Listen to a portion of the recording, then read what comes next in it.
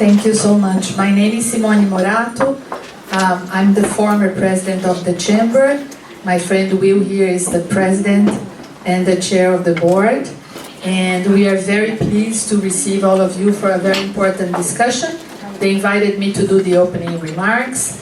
And if you don't mind, I will read something I wrote for the occasion. I believe it's all in English today, right? Yeah. So, for too long, women have been underrepresented in science, technology, engineering, and math. However, we are slowly witnessing a shift in this paradigm. Women are more involved in STEM in college, driving innovation and advancing in their STEM careers. As an example, this year in our summer internship program at Safra National, I'm the CEO of Safra, for the ones that don't know me, we had a higher number of young women applying, with some of them being STEM majors. We jumped from 0% applicants in 2022, I'm talking about women, to 30% in 24 of women applying for the internship, and we gladly accepted them to join our program. This year in 2024, we had 24 interns, and 8 were women, and just 1 was a STEM student. So things are improving, but we have a long way to go.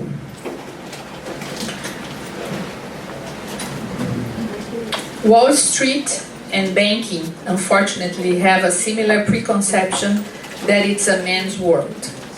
So to have more diversity and a better internship program, I personally discussed with HR, asking them to reach out to universities and to post on social media to attract more women to our program, which in turn made the internship more diverse and overall a better experience.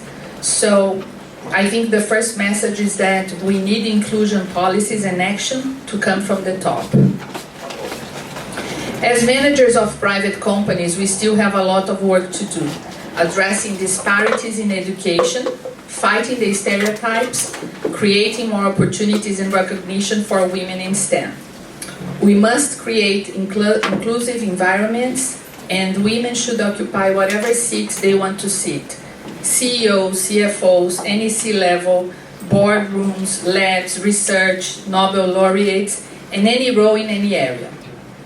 Our job at our companies is to create a conducive environment for that, motivate young girls, and expose them to subjects that were previously considered for men, hiring them and continuously stimulating women in science, engineering, technology, and math. We must have equal opportunities, equal pay, and reward merits over gender, and make sure to highlight role models and develop mentorship programs for the young generations to be able to put behind the stereotypes that women are not good with numbers, that they don't belong in science, or that they cannot handle leadership roles. We have men that are terrible with numbers and wonderful with arts, and we have the same and the opposite for any gender. Gender does not define your majors and your career.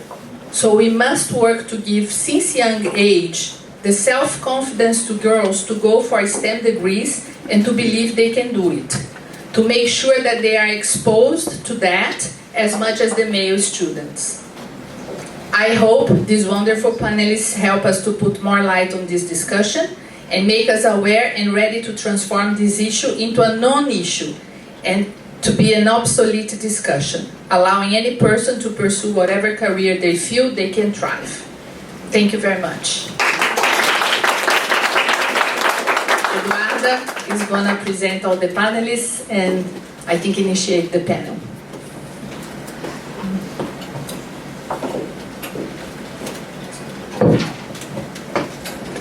Welcome everyone. I gotta say I'm very, very happy to be here. I think we've been planning for this event to happen for a while now, and it fills my heart with joy to see that there's this much interest. I think it's a testament to how much this topic is important for discussions in the private sector, but also in governments and civil society. It has to be present every day of our lives. I'm Eduarda Zoghbi, I'm with the Climate Investment Funds, but I have a story myself related to STEM. I was one of those many girls that didn't believe I could do an engineering degree because I thought it was too hard. I was told it was too hard and that I was not going to thrive because I was bad at math.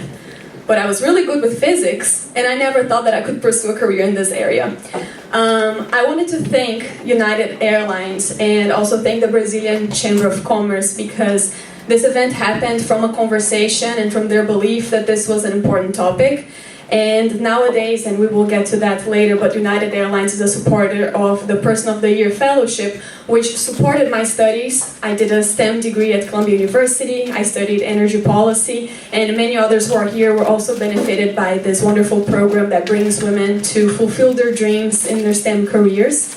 But overall, we have here some very exciting speakers that came to share their stories, their journeys, and what their organizations are doing to support women in STEM. So welcome everyone, and I'll get started inviting our incredible keynote speaker, Charlene Boldley. She's with the Bezos Earth Fund, and she's going to tell us more about her own journey and why this topic is so important for her.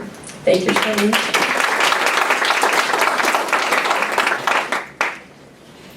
A pleasant good afternoon to all. Thank you, Eduarda. It is such a pleasure to be here. I got on a train this morning from DC to come here, so that's testimony of how important this topic is for me. And it's always hard talking about yourself and your journey, but I will try to put it in. You know, when I was approached to do this, I thought, how do I speak for an hour and a half and do so in 10 minutes? Because there's so much to say. You know, just as we were interacting before this session, someone pointed out the walls. So if you just look at the walls, both on this side and on that side, I think this is a photo of why we are here. This photo on this side, sorry, maybe everyone cannot see, but it's the board of directors, and there are 0% women represented in that photo. It's missing my photo. Hopefully that gets added soon. My hope, my dream is that these important conversations very soon will become obsolete. We will not have the need to have them. And I look around even at the room, and I'm pleased to see some men. Typically when I'm speaking about gender, I'm speaking to the choir, I'm singing to the choir, I'm speaking to a room full of women who understand what I'm saying. And I've increasingly found that men are appreciating these conversations, especially when men have daughters. And that's why I like to hit first, because men love their daughters to succeed. The truth is, the gaps exist, and although sometimes we go by emotion, and I say that because I've been on panels discussing gender, and I've had very senior men say, hold up, but we're talking about women and supporting women, but there are little boys on the streets with guns. Yes, that's true too, but that's not what we're talking about. We're talking about a gap that does exist. And today I came with receipts. I love having receipts because numbers don't lie. And so it is true that women are underrepresented in the workforce across many sectors, spanning entire value chains. And when we think of STEM, this is particularly pronounced.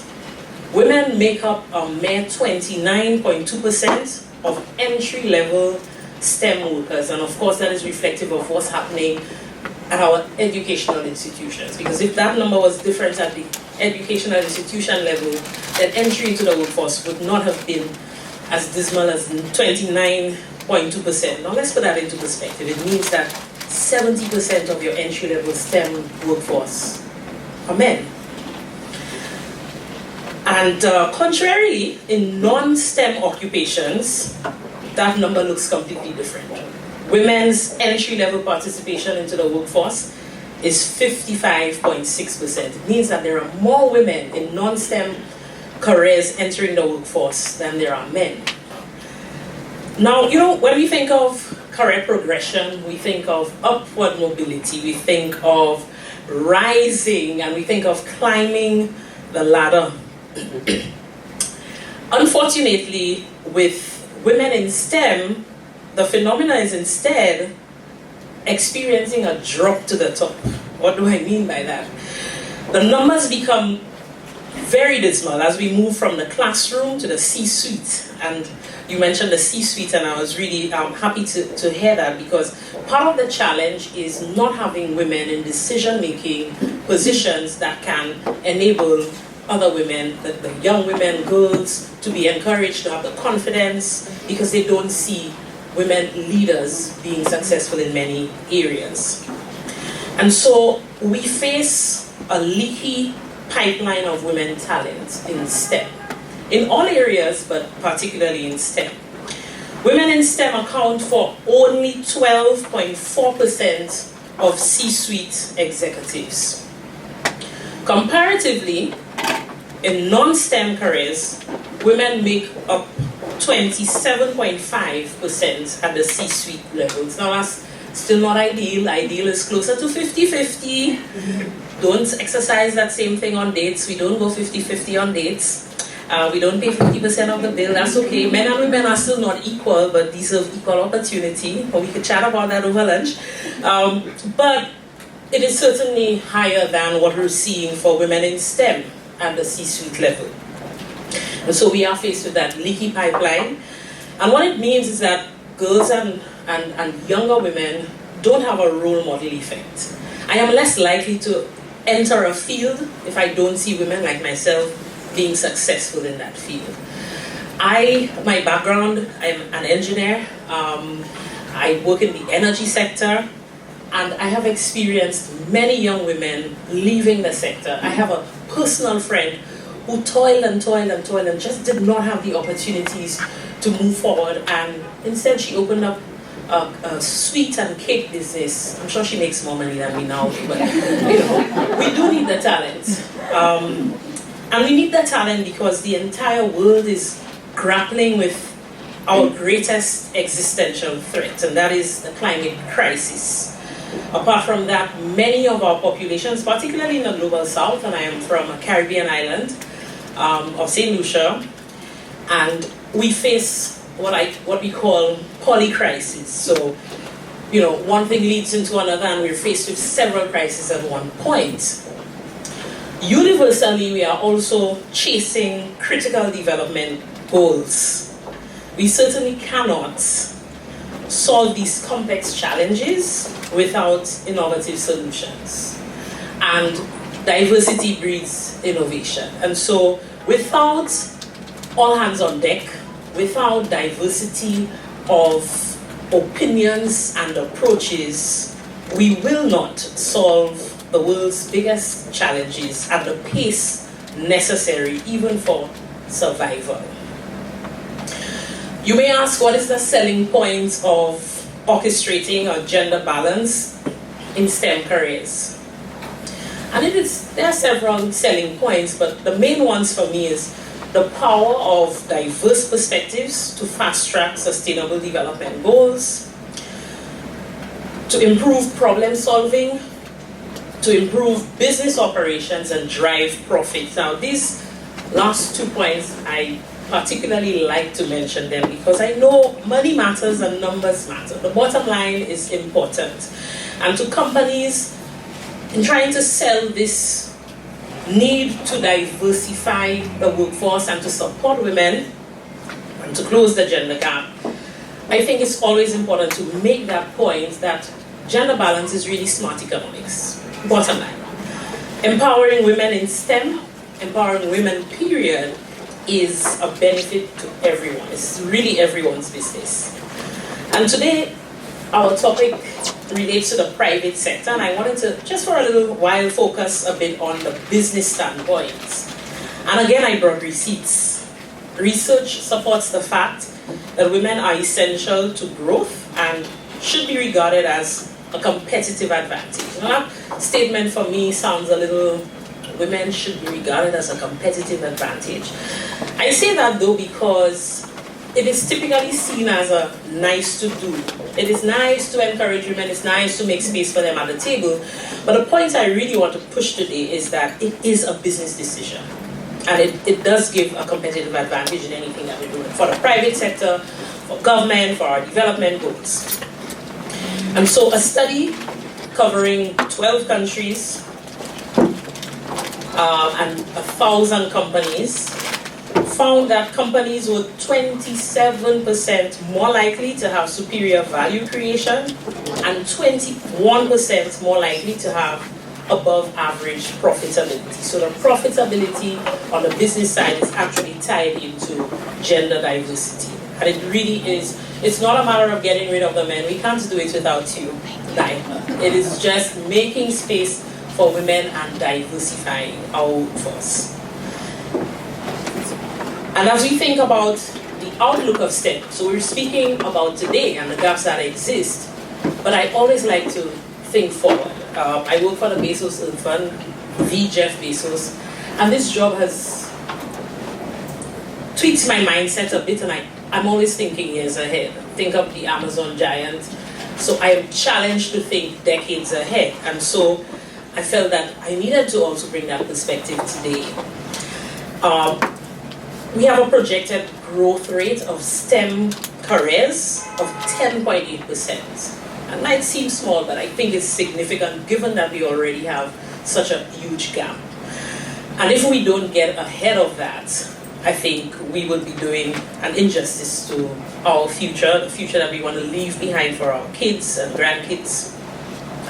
The demand for skilled professionals in STEM is undeniable, and what it does is it gives us that opportunity to now rethink how we're going to close some of these skill gaps. Tap into our women. How do we, at the school level, encourage girls, young women, to get into careers that they think are too hard for them?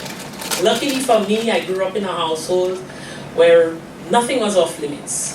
Throughout my career, though, I have had the unfortunate, eye-opening experience of meeting many girls who did not have the same privilege. They grew up in households where they were told, as a girl, you should become a lawyer, or you should, go down a different route, social sciences. But they don't come from households where the confidence lies that they can do anything. They can become an engineer.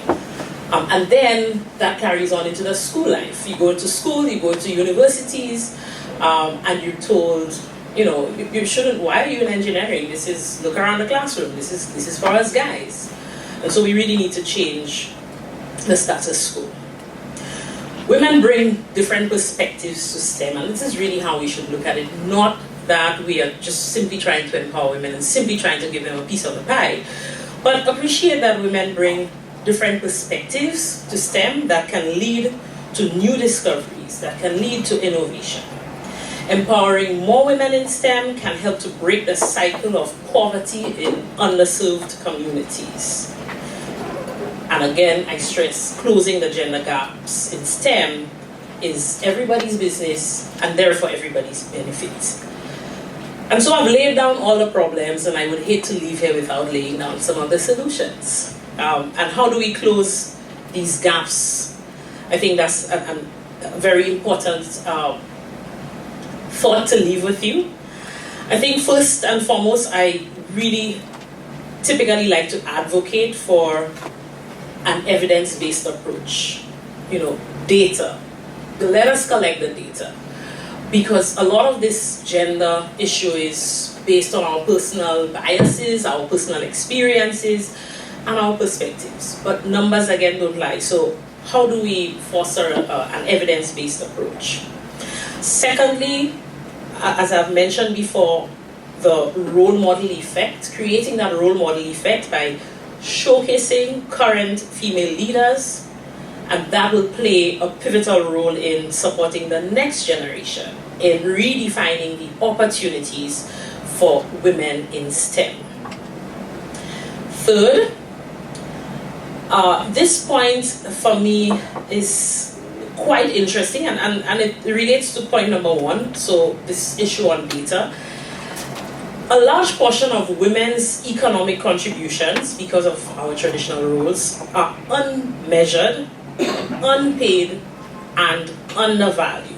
Now what this means is that there is much less attention placed in technology development and investments to improve women's work. Because if it's under-measured, if it's not measured, how do we correct it? And so I think, redefining women's economic contribution, be it from the household level, is important, that we can quantify that so that technological advancements can not only favor making men's work easier, but can also do the same for women.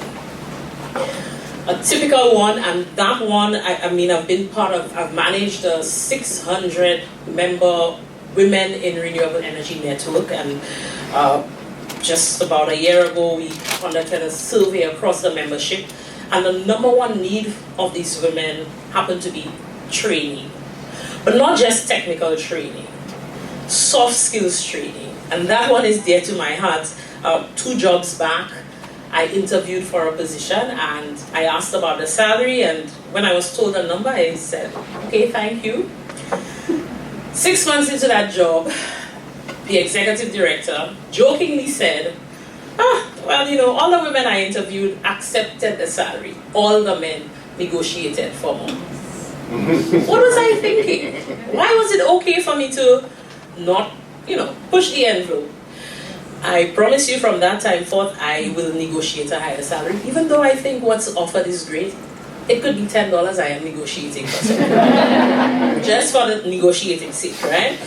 And so soft skills is something that we take for granted, the difference, how women approach these things with a different level of confidence. A woman will see a job application, a vacancy, and if we do not tick 10 out of 10 of the requirements, we do not apply, or we're not comfortable applying.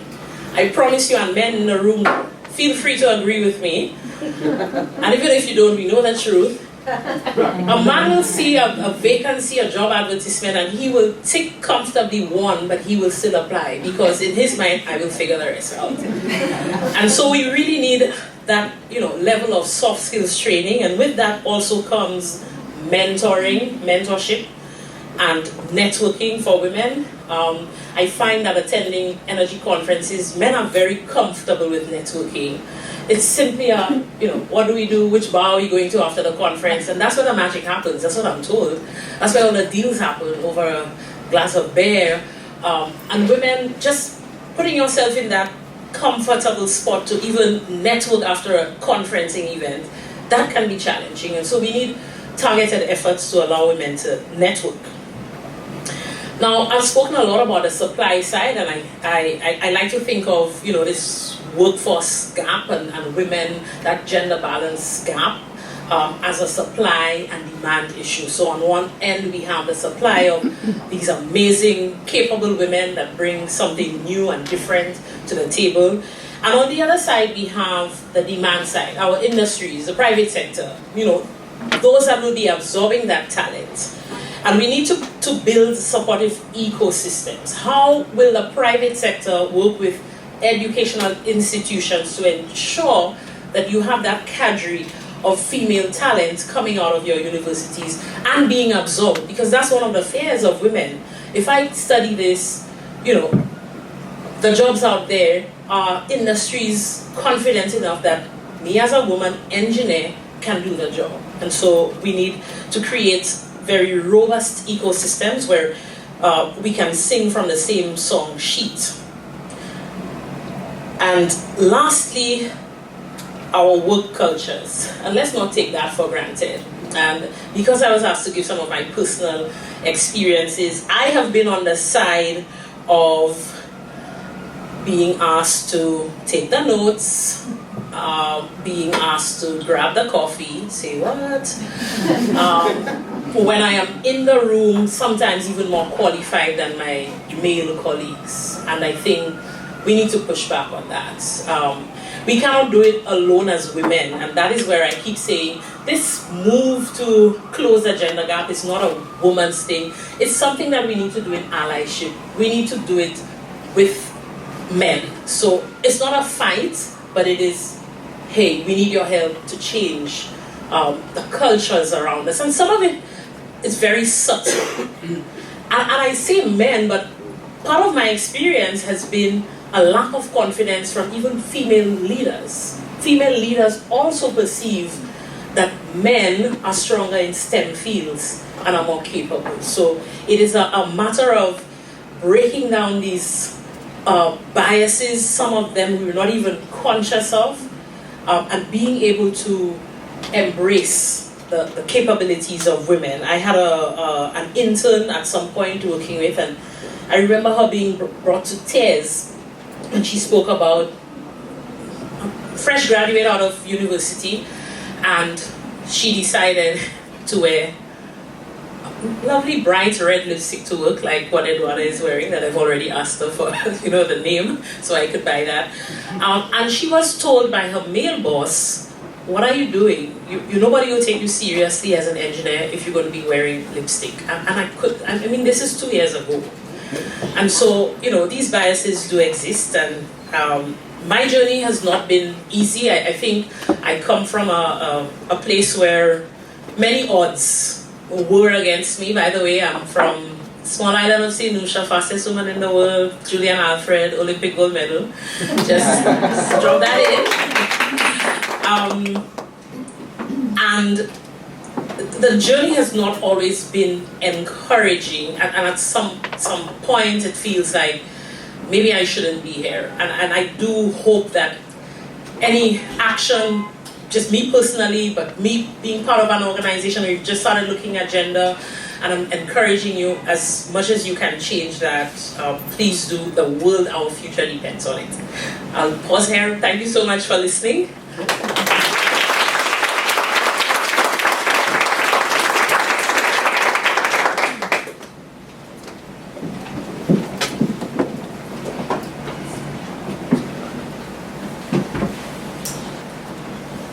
Oh wow, and that's why we invite Charlene to speak. She's wonderful. We had the pleasure of working together, and she did lead a program to support women with all of the solutions that you mentioned, which are vital. Oh, thank you. But quickly, just to make a few highlights of your opening remarks, your keynote speech, Charlene. Oh my God, it's smart economics. We have the numbers, we have the data, we have the studies, and somehow organizations are still questioning the importance of having not just more women, but more diversity in every single position, especially leadership positions.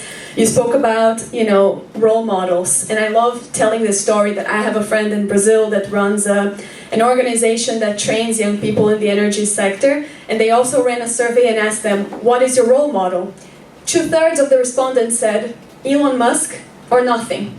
They don't know anyone in the energy sector, let alone women in the energy sector. So the importance of giving visibility, providing the soft skills, as you mentioned, so much that there is in our career advancement is related to salary negotiation, speaking opportunities, visibility, networking, and our male allies are so important in this way for opening doors. I've had some incredible male mentors, but they have to acknowledge that there is a gap. And I always task people with looking at the room and asking yourselves, who's missing here? So without further ado, I would love to introduce you to our wonderful panel today. And I think you can all get seated. So today we have Jaqueline Conrado, Brazil Country Manager at United Airlines. Please.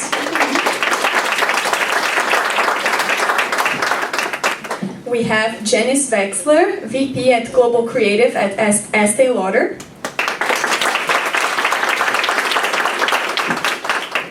We have Aniela Arantes, who is the VP Global Technology at JP Morgan Chase.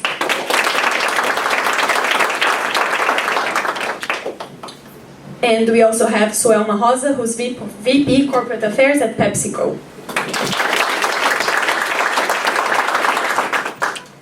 Maybe then, Jacqueline, I'll start with you, and you will see that I'll do 2 rounds of questions. One that is very personal, and how their journey started and why they got to their positions, because they're all incredible in their own ways, and they got here for a reason, so any words of advice are very welcome. And the second round is more related to their organizations and what they're doing in general to support, in the private sector, women in STEM and increase diversity. So, Jacqueline, can you share with us a little bit more of your career trajectory and what led you to United Airlines? Of course. So first of all, thank you, Eduarda, and it's so great to see this event actually materialize, because we were talking about it in Person of the Year earlier in May here in New York. So thanks to you Eduarda, this event is happening, so thank you. I also want to thank Simone. She's such an important reference for women in STEM, but I would say beyond that, for all of us. So thank you so much for leading the way, not only in our sector, but beyond so many industries and here in the chamber. And I also want to thank Will, because we need allies, right? So I'm really happy that this is an important matter for Will as well, and his commitment is also one of the reasons why we are here. So thank you, Will. So it's very difficult always to talk about ourselves. But I'm Jaque. I'm Jaque in Brazil, born and raised in São Paulo. I am a middle child of a family of 3. I am the first generation of my family to go to university, and I think my mom, she could only study until 4th grade, and my father could only go to school until the 7th grade. And it's not normal that parents solve their frustration in their children successfully, but in my case they did, because their dreams was, my father's dream was to be an engineer, my mom's dream was to be a controller working in finance, but they couldn't because they need to work. And so, as I said, I think they solved their frustration really well with me and my siblings, focusing on education. And I would say that that's why I'm here, because of their focus and their commitment. And I think that's what primarily led me here. And I started my career 21 years ago. I started working. I have a background in marketing, advertising, so I'm going to talk later in STEM, because I am today in STEM. But my background is marketing. That's what when I started in aviation in a South American carrier, when aviation was actually starting to develop itself in Brazil. So it's not only about this elite tier of customers who were able to travel. This airline was actually making available for everyone to travel, replacing the bus travel for aviation. So that was a key moment in our industry, and I would say in our country. So I was there for a while. I worked in other sectors such as energy, such as consumer goods, and then I joined United 8 years ago in marketing as well, in a marketing role. And then my career took a turning point when 6 years ago I was asked to take on this role that I'm currently in today. So I think that we share several challenges that other industries in STEM have, and I think that better that we partner together to overcome a challenge that we all have. And as you said, Eduarda, and I think Simone and Charlene also mentioned that the proof is in the pudding, is on the data. So I don't have, let's say, the usual profile to fit in, to be in this role that I have. And that's, in my view, an advantage for that. So normally people that take on this role that I'm in today, they have been in a company for 20 years, they have worked in pricing, revenue management, they have been in commercial, and I was for 2 years for the company and was invited to do that, exactly to bring innovation and advance our business in Brazil. And I took on this role in 2019, a year before the pandemic, but that's a conversation for another time. And in the last years that I've been on this role, United has the best performance results ever since our operation in Brazil for the last 32 years. And this is not about me, it's not about Jaque. It's about having someone in decision-making positions with a diverse background, adding a different perspectives and seeing opportunities and making changes in our business. So that's why I think it's important not only for our company to have important action being taken, and I think action is super key, because I believe that we have been discussing and talking about it, diversity and gender equality, for quite some time. But while the conversation is very important and is very key, it's why we are here, the conversation is not proportional to the changes being made. So the needle is being moved very little. And I think that's a call to action, to take action. I love that. No, absolutely, and thanks for commenting on the importance of diverse backgrounds, because I think we have a diverse panel as well, because these topics are needed not just for STEM careers, but in general in every single sector and subsector, and that's why we have such diverse representatives here, but from diverse organizations also who are paving the way for more gender equality. But moving on to you, Suelma, so I know that you are personally committed to diversity and inclusion. How did you get to where you are today, and what are you doing to advance careers of underrepresented individuals in your role? Wow, so glad to be with you here today. I'm sorry I have a British accent. I'm going to correct that. So,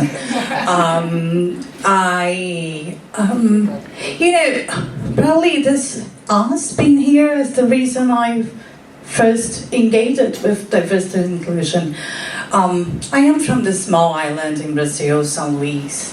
I hope you have had the opportunity to get to know it.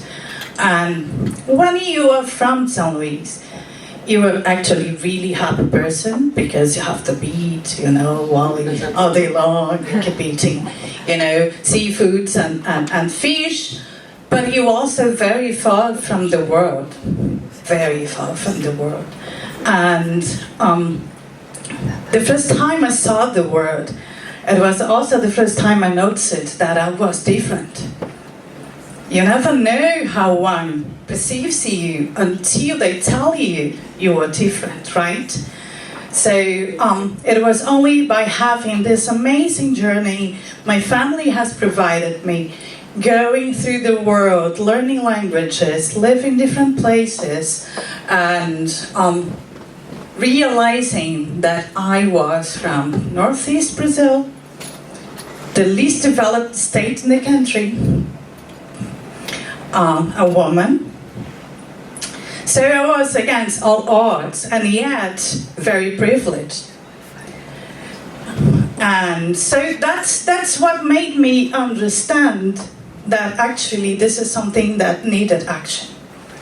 So I've been everywhere, I've done everything, I've wrote books about it, but what I'm very proud of is that everywhere I step in, it doesn't matter if it was at the academia. I have a very strong academic background, I love teaching, and I think being a professor, it's the best part of me, actually, but also stepping into new roles and bringing this conversation to the table. Charlene, you brought me so many insights, but one that I realized is that we have data from the company that women are not promoting women. And this is big responsibilities, because what is that? We are being the first one in the role and not bringing anyone along. I don't want to be the last if I had to be the first one. And I don't want to be alone. It is amazing how much it impacted me, knowing that in my leadership role, I have come from a terrible experience being director of the Arab Chamber of Commerce back in Brazil, and being the first and only female leader and the youngest at the board, to what I have now, which has the most comfortable place I've ever been. The executive board at Latin level for PepsiCo is led by a woman, Paula Santilli, who was incredible, and it's the reason I joined the company. But it's not only that, we are 65% of the board. My colleagues are so comfortable to be with. We speak about nail colors before starting the meetings, and I have realized how much it was important to be included. And I couldn't understand it perfectly until I had that. So that's the reason, and that's the journey together along with all of you. But I think every time we step in the room, and the room doesn't have enough representation, it's our job to take action. As we don't have enough men here, we also don't have enough representation from Afro descendant, for instance. And particularly in Brazil, that's really important. So as long as I'm here, as long as I am heard, I'm gonna be the one leading the way and pushing and challenging the environment and make sure that we are progressing as society. Thank you so much, Selma, for your contribution. Aniel, and I think you're going to be next. Go here so I can see you. Yes, you're an engineer yourself, a woman in STEM, and you've lived in several countries. Through your journey, how can you walk us through the barriers that you faced and what you've done to overcome them?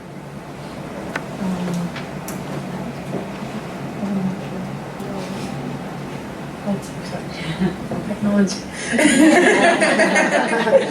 I absolutely love technology and all the challenges that it comes with. I grew up in Brazil, in São Paulo, kind of similar to your story as well. Actually, my mom was the first in her family to have a graduation. She had 15 siblings, and that was a massive achievement. She learned English by herself, and she made sure I learned English since I was a kid, which made an enormous difference in my life. She was able to expose me to things that otherwise I wouldn't, because everybody I grew up with, all my friends and colleagues at school, they were not exposed to the same things, and very quickly I was different because of the way I was thinking. I felt segregated because of that, but my family would say I'm very stubborn. I would say I'm determined, but I wanted to work in IT. I was always tinkering with things. When I was 10, I was building computers, and when I was in school, I wanted so badly to work in the IT space that I finally convinced the director of the school to allow me to go work in the IT lab. But I was always the only woman in the room.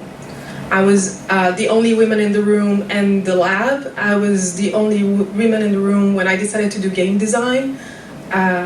We were at 75. We started with 4 women, and we finished with just me.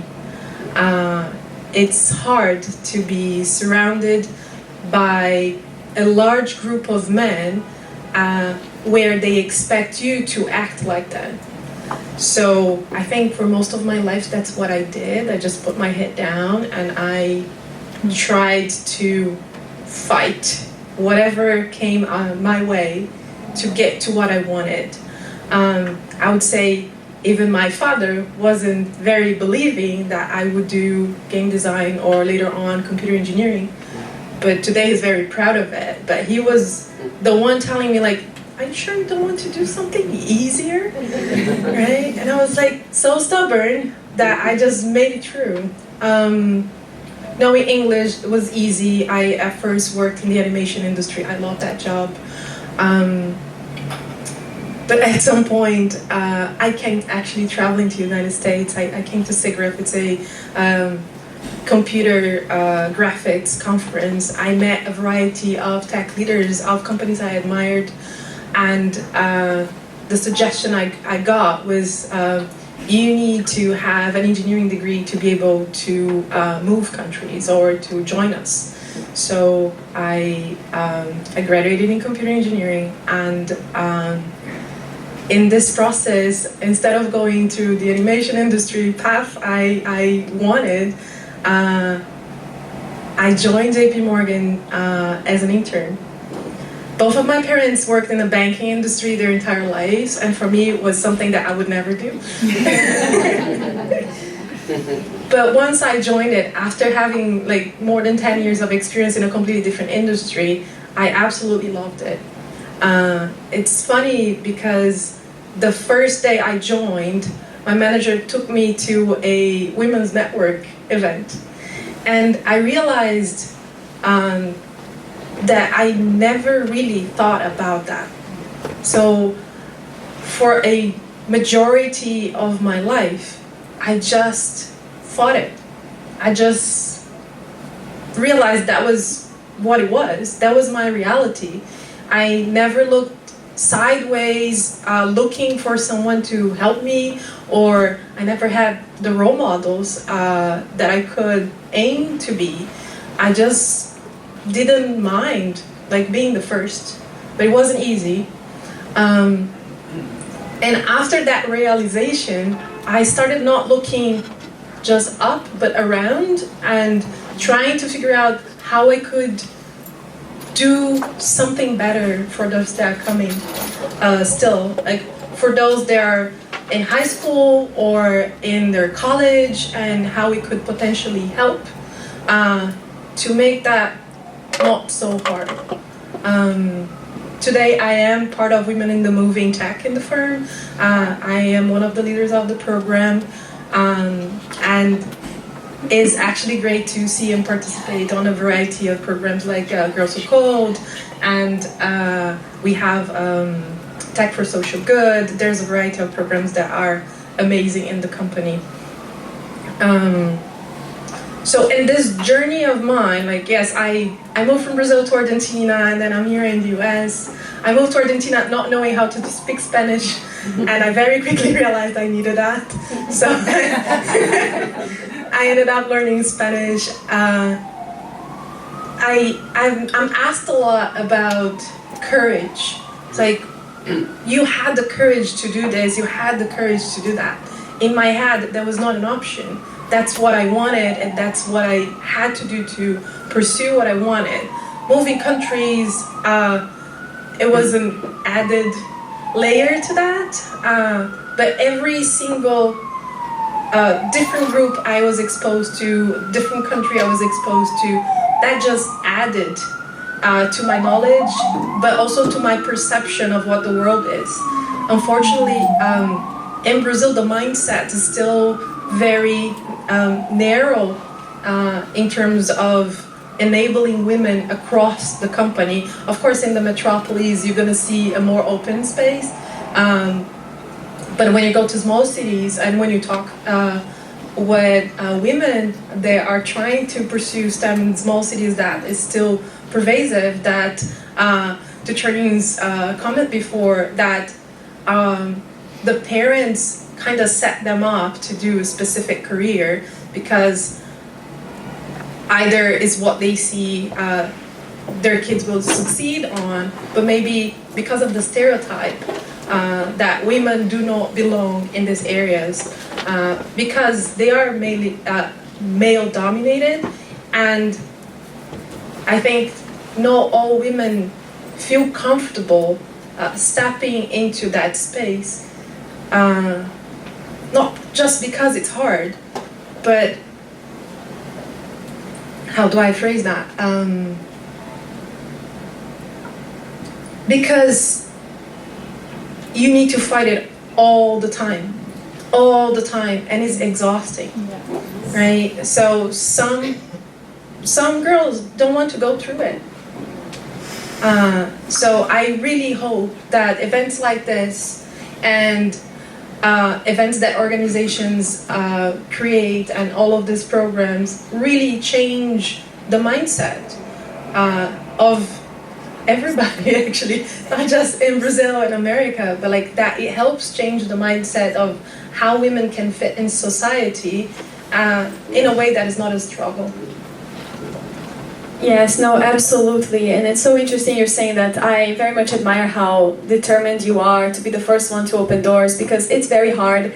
We're all exhausted all the time. And it saddens me how often I receive messages on LinkedIn, on WhatsApp, people connecting me to girls that are a few years younger than I am, that want to study abroad or that saw that I received the fellowship, and they ask me like, oh, how did you do it? Yeah, I will never be able to do it. Okay, it's too hard. They don't even try because they think they're already going to fail. So it goes back to that point of the applying for a job, that men just go for it, and women, they just find ways of self-criticizing and just not pursuing the career that they dream. So I think we need role models, and I think we need more women to dream. But all right, so I'll move on to you then, Janice. And I saw Janice speak in DC a while back. She's wonderful, and her story really captivated me. And you'll see that, you know, not just in our industries in STEM, but also coming from the visual arts, like Janice is.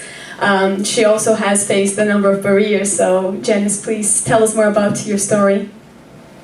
Hi. Hello. So yeah, I mean, as you can tell, I don't work in STEM. My kids last night, I was talking, my husband and I were talking about our day, and I was like, oh, I have to do this thing at the Brazilian Chamber of Commerce about STEM. And my son, who's 14, was like, you're not Brazilian. He's like, you don't work in STEM. What are you doing there? And my daughter, who's 10, was like, yeah, but she's a boss. So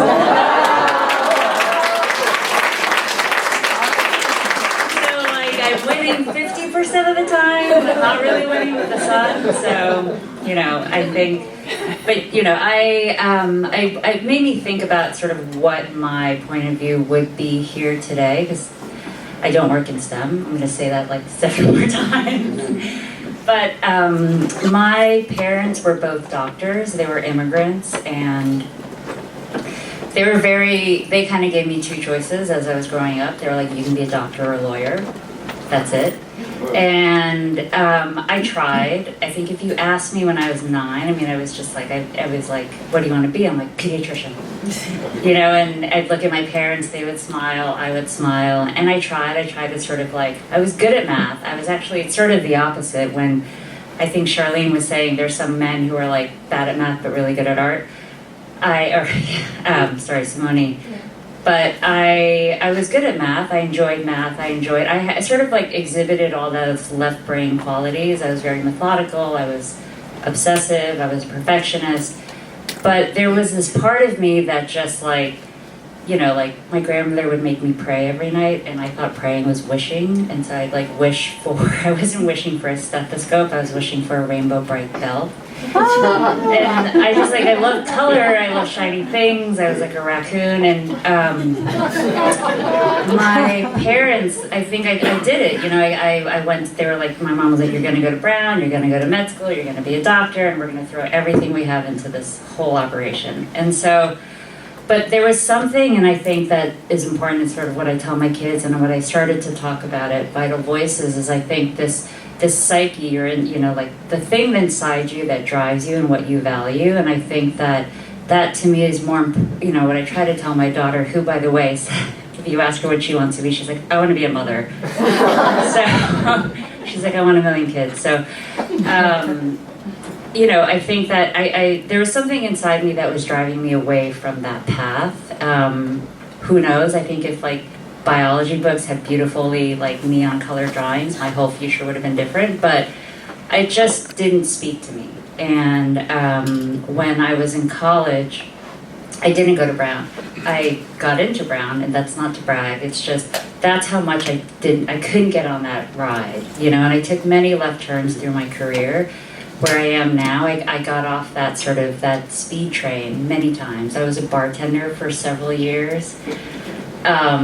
And there have been these moments where my psyche just kind of came up and slapped me in the face and was like, wake up, you're on the wrong path. And I was in college, and I remember the first time I saw this painting called Broadway Boogie Woogie by Mondrian.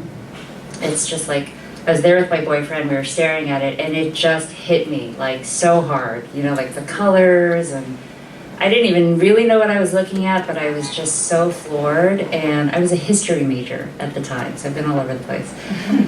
And I was like, wow, my boyfriend was like, it looks like a board game. Like, I don't know what's, you know, but it was something inside me that stirred. And so then I started to study art history, and then that led me to this job at the New Yorker in the art department, where everyone was much smarter than me. But, you know, like I enjoyed the graphic side of it, and I discovered graphic design, and that was really important. It was like everything spoke to me, but then I got off again. I took another left turn and I bartended for a couple of years because I was tired of being poor.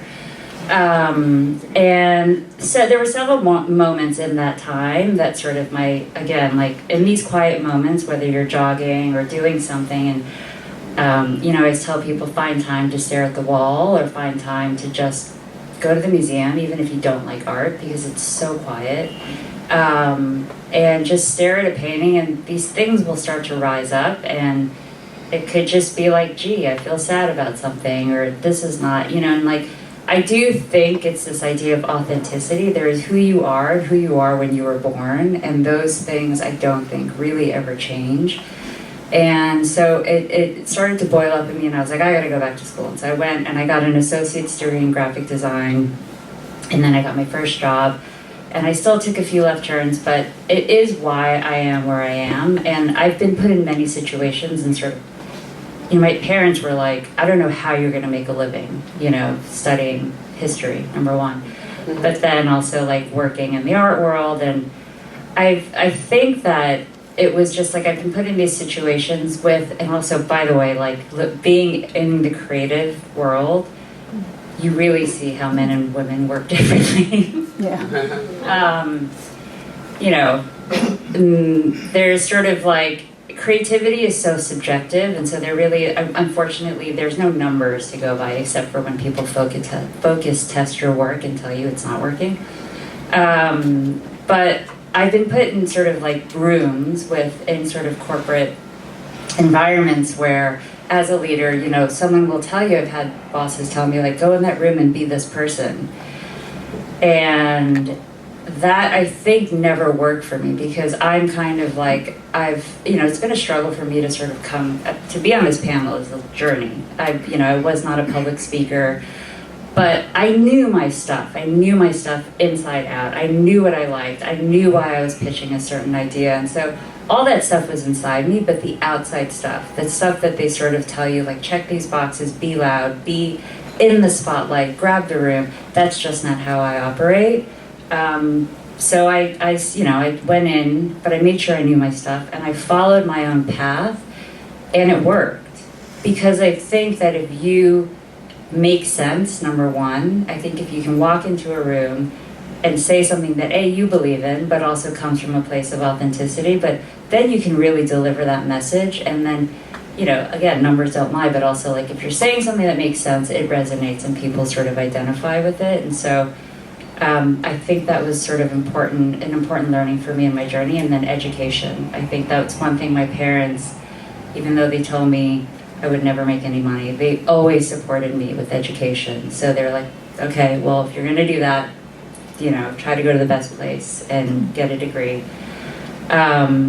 So I think that my best piece of advice would be, you know, I think find time to stare at the wall, find time to, you know, listen, sort of find a moment where you're not distracted by everything, and be in the moment. And these things will come up, and you will find a core, sort of what you value, what's important to you, and then take that to the workplace, because that's true, that's authentic, that's powerful, and it's, you know, I think it's something that people will listen to.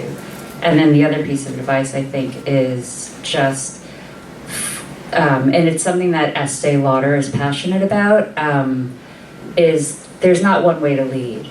And that's an important part of Emerging Leaders Fund, which is a program that we started, and we partner with different, you know, like Vital Voices. Is there's not one way to lead, and you will see that in corporate America. And I'm sure, like JP Morgan at Pepsi, you know, there you see kind of like the men up there or leaders up there, but there really are different ways to lead, and I think you just have to envision yourself up there. Not if you were that person, but what would you be like if you were up there?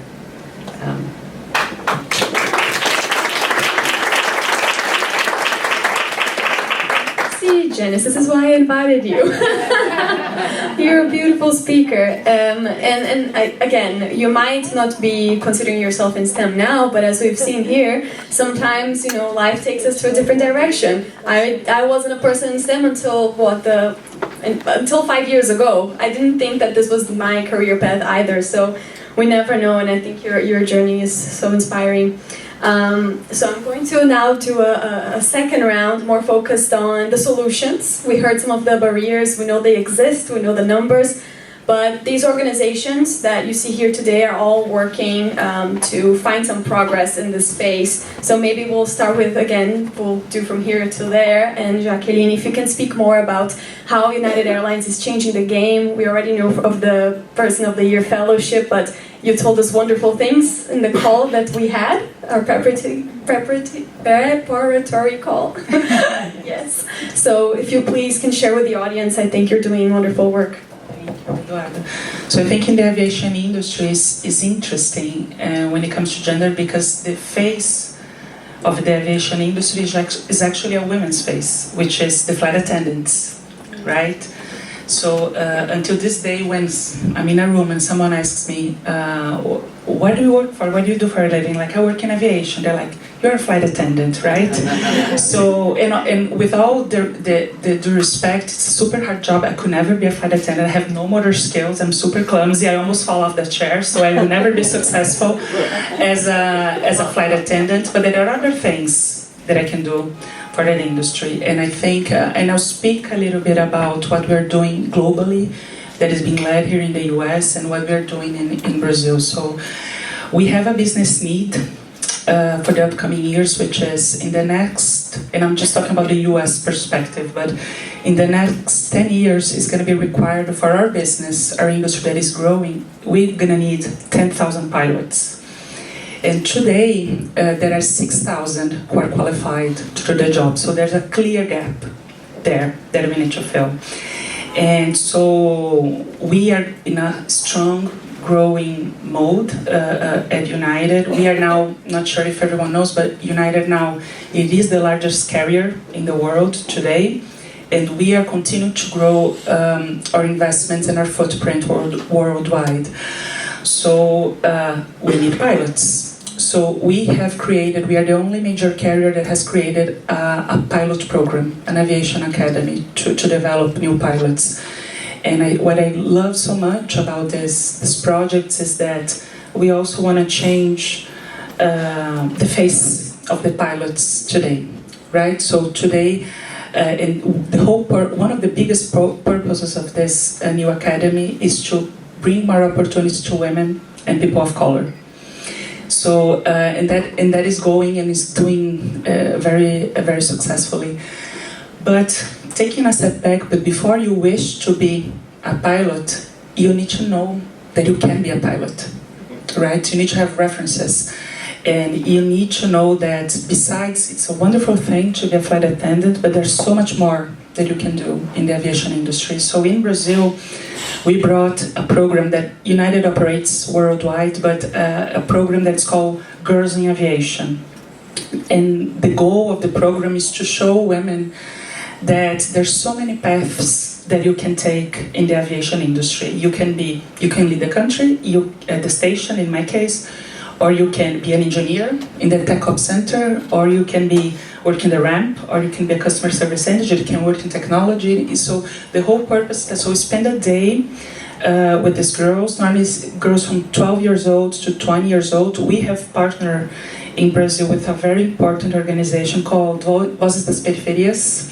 So we bring women from challenging backgrounds to actually come up, and we want to show them. They spend a day with us in the operation. So the last 2 years we've done in GROW, in Guarulhos, and this year we're going to do in GIG, in No Rio, where we have a tech ops center there.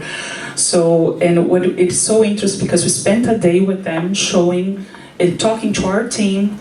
This is what the customer service agent does, and this is what you need to do to work with them. So they interact with everyone, and we are lucky to have to have worked with us. 2 of those girls who were there with us, now 2 of them have worked for United, And now we're just going to have the third edition, and it is such an important program because how people are going to dream about working with aviation if they never see an airplane in person. And a lot of the girls actually, they lived in the Guarulhos area, but they have never entered the airport. So to me, that program is so powerful because it enables people to dream. And I think it's a privilege, but also a responsibility that we have in the industry, right? We need talent. I just gave an example, and we need diverse talent, as I just said. So to build that bridge and to be in this girl's background, that is amazing industry to work for. It is challenging, but it is an amazing industry to work for. I think those things are so powerful because I was just talking about how I'm the first generation to go to college, and my parents, they have never left Brazil until I got to United. And now my parents that went only to the 4th grade and the 7th grade, they spent the holidays in New York last year. So, and the reason why I bring that up is because making those opportunities intentionally, you change the lives not only of the individual, but you change their surroundings, people around that. So this is a program, again, one of the programs that we have that we are super proud and we are happy to continue to grow. And about the previous remark that I made initially about taking action, it's the conversations and discussions, and especially amongst ourselves women, it's so important because it is hard, and I think Aniele made an amazing point. It is very hard to navigate still. Well, we are here, but it's hard to navigate that. But I think that the corporations, the companies themselves, we need to walk the talk, and I think that's one of the programs that we are super proud to close that gap, take action, and continue to. And again, it's not only about doing the right thing, it is good for our business. It is the right thing to do for our business. If we want to be profitable, if we want to grow revenue, we need to look like our customers, and that comes inside out. Oh, I love that. Just being honest here, wow, this is very impressive. Thank you for the work you're doing and for being a role model yourself. Well, Swelma, you've worked many years at Unilever and then you moved to PepsiCo. So my question to you is more focused on what do you think is the recipe for success? You've seen a lot of, DEI programs being implemented. From your trajectory, what do you think works the best that maybe the audience here could implement or bring to their workplace? Wow, that's a big question. I would say enjoy the ride. I never ever target a position or leadership position. It was never about this. It was always about learning something else.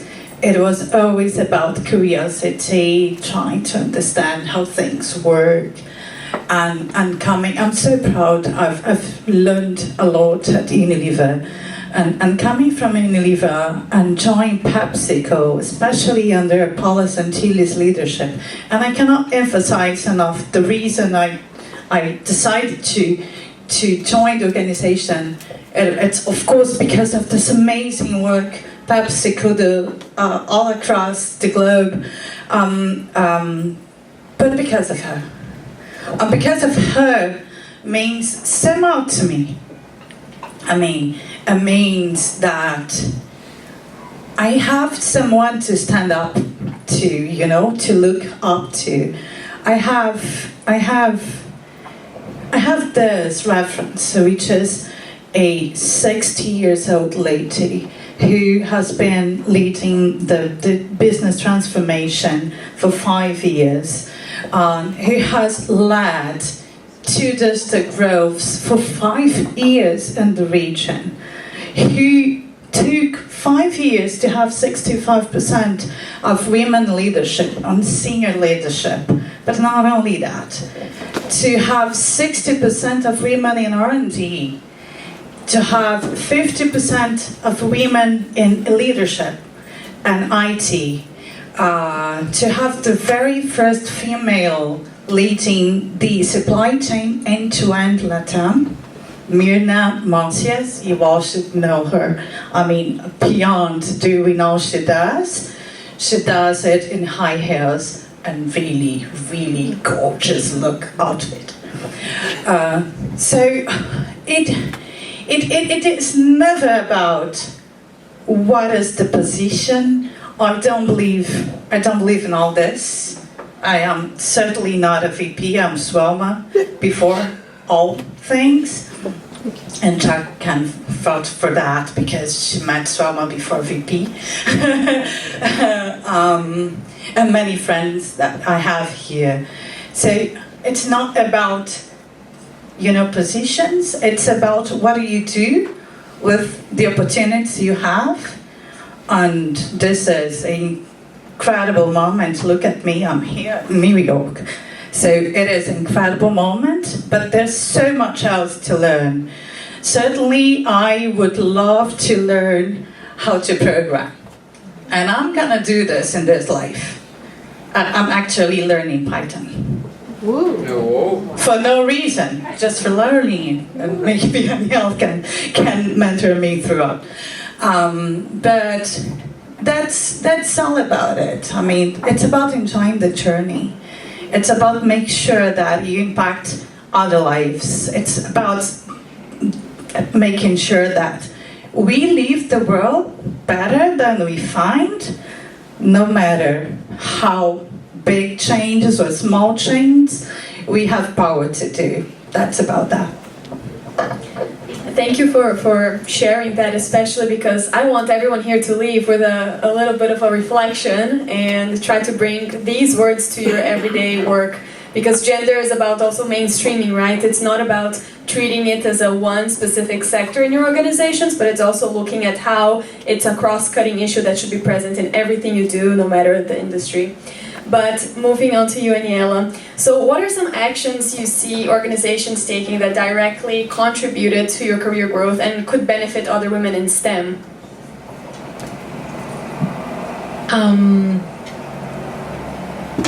I think we talk a lot about mentorship. So when I think back, even when I was a kid, I always had a sort of sponsor. And the difference between the mentor and the sponsor is the sponsor take actions. It's an active role. So in school, I had a professor that was always pushing me to do better, to do more, because he believed in me, even when I didn't, right?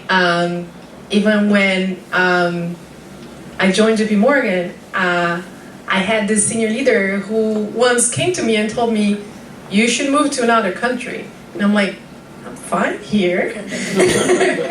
No, you should go. It was very funny because the first time this happened, it was the move for Argentina. And the senior country manager walked to me and said, like, what are you doing? It's like, oh, I'm looking for a job somewhere else in the world. Why? I was like, I just want to try something different.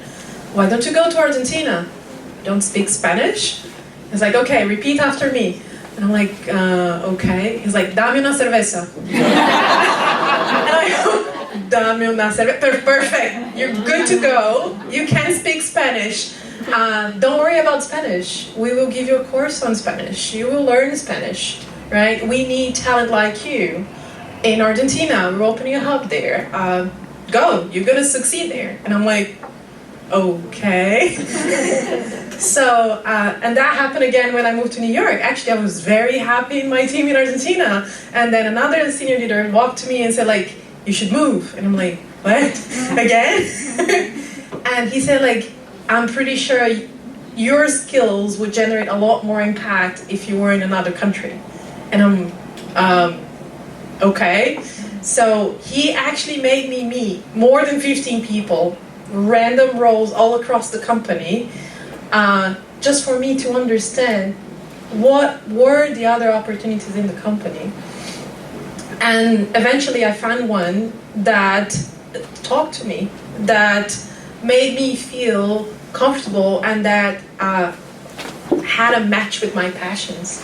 So here I am, not because I imagined and planned for it, but someone actively had a very honest conversation with me and opened my eyes to things I wouldn't even imagine. I wouldn't just decide to do that by myself. I was like very, very happy in the role it was, but I didn't know there was something else that I could do that I would also be happy with, right? So all of the things that we're talking about, like having a dedicated program to uplift women is very, very important. But something that I realized thinking like back in my life, through my entire life, there was always a sponsor. Even when I didn't know what that word meant, there was always a sponsor, there was always something, even if it was a friend that helped me rationalize where I am and where I can be. And I think the most important part is that trusted in me and supported me even when I didn't fully believe that that was possible.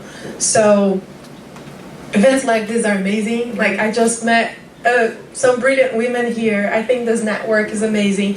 We get to connect and share these experiences. Having the opportunity to talk to other women about the challenges we have is so important.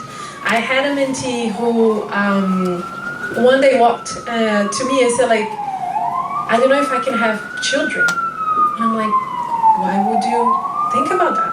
Oh, because of work. It's like, why do you think work would prevent you from having children? I don't have children, so let me connect you with a whole bunch of people. Women, successful women that have children and had their children throughout their career, right? So it's just that sparkle, that initial conversation that is very important, but that active role of someone, a sponsor, is crazy important. So we do have sponsorship programs in the firm, and I think this is something that should be spread across a variety of organizations. This impacted me immensely, and another thing that I think about a lot is going back to that phase in my life where being in the class was so hard for me because I had no reference. So going back to those young kids and saying, that's okay, and if you need someone to talk, here I am. There's a group of women who code here. There's a group of women who code there. Find your community, find other people that you can just exchange experiences with, and you can actually create like friendship for life. So I am just blessed to be where I am. I love working at JP Morgan because I found an environment where I don't need to prove myself first, right? They believe in the potential that you have and they allow you to try your most crazy ideas. And here I am leading emerging technologies, looking at like virtual reality and a variety of other very interesting things. But I think feeling that you're in a safe space, that you're comfortable to try, that you're listened to is very important. So that culture and that sponsorship, I think it's key for us to change and balance a little bit more the experiences we have throughout our lives. Thank you so much, and I completely agree with you. Sponsors, I've had so many sponsors, mentors, supporters, and we all know that we wouldn't be here without them. So I hope we're all also supporting other people to be in these spaces because they're very hard to get to, especially spaces like this in another country for most of us. And I think the final question now before we end the panel. So Janice, you started talking about the program, the Emerging Leaders Fund, but I know Janice through Vital Voices, which is this wonderful program that supports women and their leadership journeys. So for all of you, all ages, take a look. They have some incredible programs.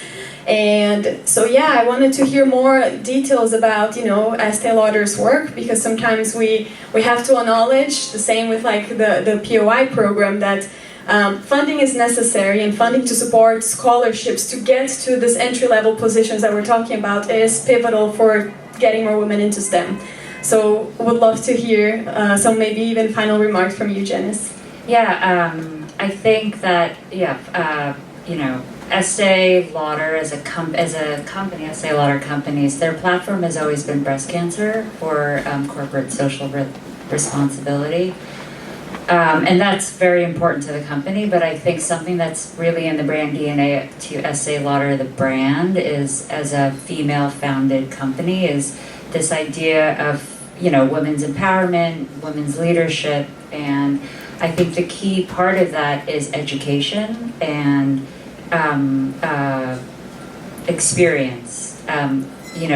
Giving women the opportunity to experience what it's like to sort of be a leader or to, pursue something that you love. And the amazing, so the company started Emerging Leaders, Estee Lauder's Emerging Leaders Fund, ELELF. And the purpose is to really help women envision themselves as leaders. And I think, and also like authentic leaders. So we partner with Vital Voices, and we are doing grant programs with women from over 60 countries. We've reached over 400 women, and to bring them together, but also I've met a lot of these women. I think I met two groups of them through Vital Voices, and they vary from women who have started their own companies, small, big companies, women like us who are in leadership positions, and they bring them together and help them sort of, with these workshops. They do like 7-week workshops with these group of women who, speak to people like us, but then also like really hands-on workshops on how to communicate, how to build your brand, down to like your logo, and then also how to approach just sort of like adversity within the work environment. So it really is, it's a very practical program, but it's also sort of to help women understand that a leader doesn't come in one package. There's many different kinds, and so they work really hard to sort of bring together a wide variety of women from a wide variety, geographically, all over the place. And so that's something that's only about 2.5 years old right now, but it's going to become bigger and bigger, and there's a huge funding part of it, which is very important because we will eventually, as a company, be granting, there will be getting, I think a certain amount of these women will get grants a year so that they can pursue their company, their purpose, whether it's their company or a program that they want to begin. So, but in addition, we do this program Code with Klaus. We don't do the program. So we have a brand ambassador, Carly Klaus, who is a model, but she's also, she is a avid coder. And so she has this program, Code with Classy, and we partner with her on that program where she brings together young women from inner city or, low-income neighborhoods where they don't have as much opportunity to pursue STEM. And she takes them to a camp where they code their brains out. And it's amazing. And I get to sit on a judging panel where they come at the end of this long program and they present their ideas, and usually it's, how would you redesign the website, or how would you recode sort of the interactivity of, this is me trying to flub the language because I don't understand it, but they're young, they're so young, they come from, I think it's 13 to 18, and it's incredible. These are women who code, and so these are not people who are like in a room pitching ideas or getting up on, even in art school, you're meant to get up and defend your work all the time. They're so smart, it's incredibly inspirational, and they're 14 and they are presenting their work to, in their minds, the vice president of creative, and it floors me every time. I go home and I'm like, I tell my kids, you suck. These girls are amazing, and so it's really inspirational, and the winner gets to, I think they pick a winner, they're all winners, they're all amazing, and it's really inspirational, and I hope my daughter will get into coding, but so far she wants to be a mom, so. Sorry, I think I answered the question. No, you definitely did, and I think it's funny because I think that at this age is when you spark the interest in children and teenagers to start pursuing careers in areas that they thought they couldn't. So it's just very important work of all of you. So maybe I'll do just a quick conclusion here. We talked about a lot of things today, some solutions, some barriers, from the need for role models, the need for supportive ecosystems and allies, the role of men especially, sponsors, funding, and thinking about diverse backgrounds to leadership. It's very hard to get to leadership positions depending on where you work, depending on the sector, and we have to help each other most of the time. I also found, just to close on this note, I don't want to be pessimistic, but just to show that the road is still ahead, which is that according to UN Women, it's going to take us 286 years for gender equality. So I'm laughing out of being nervous, but hopefully, all of us here together can try to move the needle and bring these conversations to our everyday lives, not just in the workplace, but also in our families, schools, talking to children about this. It's important to be a present topic in our daily lives. With that, I want to thank the panelists, our keynote speaker and opening remarks, the incredible women, and all of you that attended and see this topic as something important for you. And maybe a round of applause to all of our speakers today.